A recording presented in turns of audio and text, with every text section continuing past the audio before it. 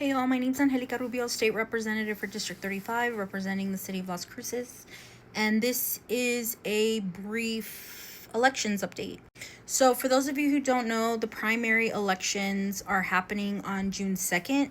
That means that the Democratic Party and the Republican Party are each vying for who gets to be on the ballot in November. So here in New Mexico, you have a number of Democrats who are running for a seat, and then whoever wins the election for June 2nd then goes on to face the Republican candidate in November.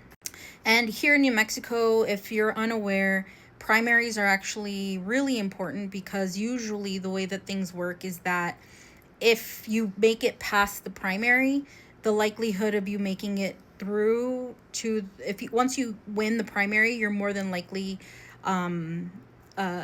winning in November. That's just how it's the maps are made out. It's a lot of times, I mean, we can have a whole debate about redistricting and all that. So, but that's for another one. But needless to say, the Democratic primary is really important. Or both primary, Republican and Democratic primaries are really important because that tells us who's going to be on the ballot in November. And so I wanted to share folks who I'm supporting on the ballot, on the down ballot, and if it's that way, if it's helpful for you, I wanted to share here. There's a lot of really good people who I'm supporting that really mean a lot to me, and the election is under 30 days. Early voting has started here in New Mexico. Here are some important dates that you can get from the Secretary of State's office. You can follow it by going to sos.nm.gov.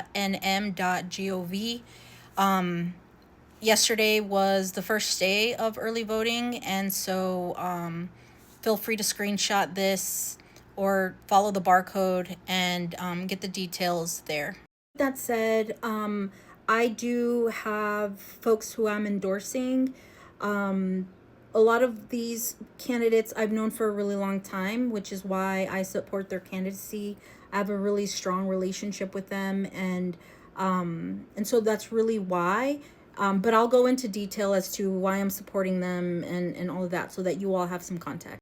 So for governor, y'all, it's probably no surprise, but I am a huge fan of Deb Haaland. I've known Deb since well before she became a congresswoman. I met her through the work when I first came back from Los Angeles and moved back to New Mexico.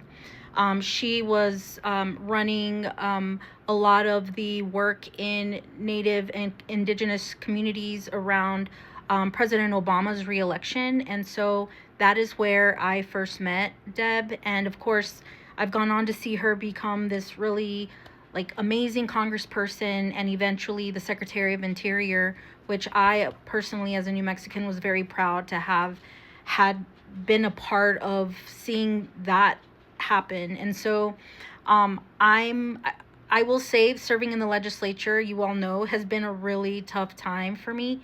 But I think one of the reasons why I also wanted to run for re-election this year was because I really wanted to have a chance to serve under the leadership of Governor Deb Haaland. And so I'm really looking forward to seeing her there. Hopefully we can get her through the primary in under 30 days. And then, of course, back her all the way in November during the election. And so this is my pick for governor. For lieutenant governor, I am supporting Maggie Toulouse Oliver.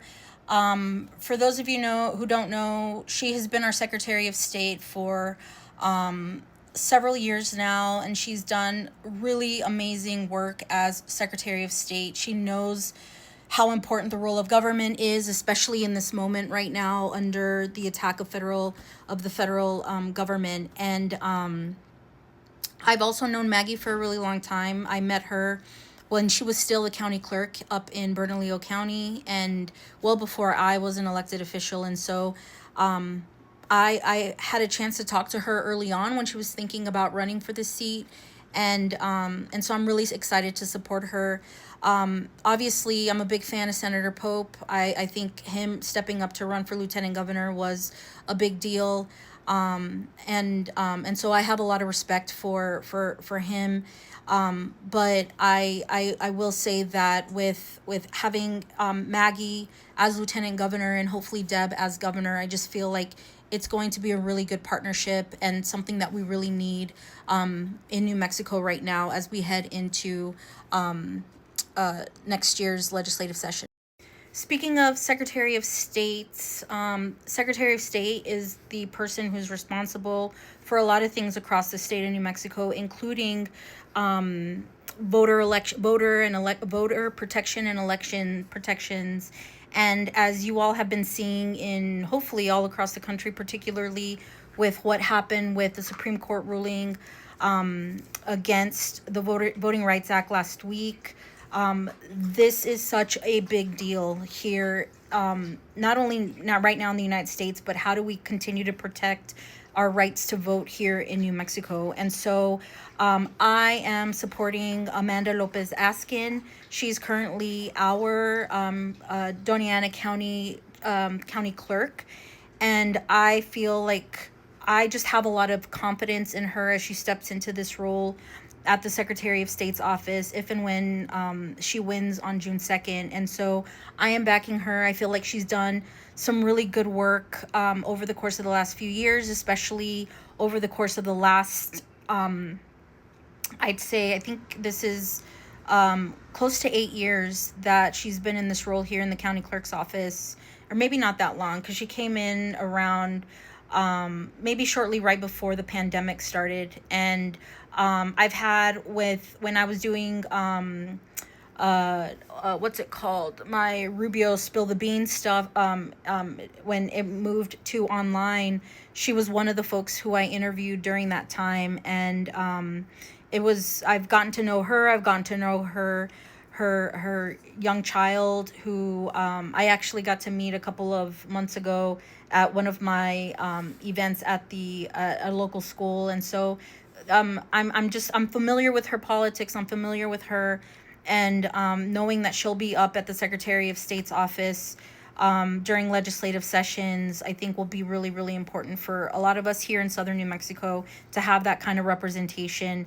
And so I'm supporting Amanda for Secretary of State. Y'all, for state land commissioner, for me, this is an easy one. I'm supporting Matthew McQueen. Matthew McQueen is the chair of Energy and Natural Resources in the state legislature. Him and I have been colleagues for the last decade, and I was his vice chair when I served on energy. And it's been a real pleasure to get to work with McQueen. He has been someone that I could rely on in an instant.